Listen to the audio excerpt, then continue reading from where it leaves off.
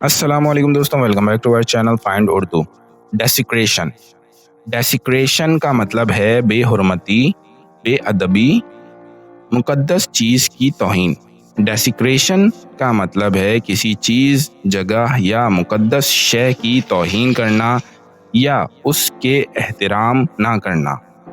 جب کوئی شخص کسی مذہبی یا محترم جگہ، کتاب یا نشان کی بے حرمتی کرتا ہے تو اسے ڈیسیکریشن کہا جاتا ہے۔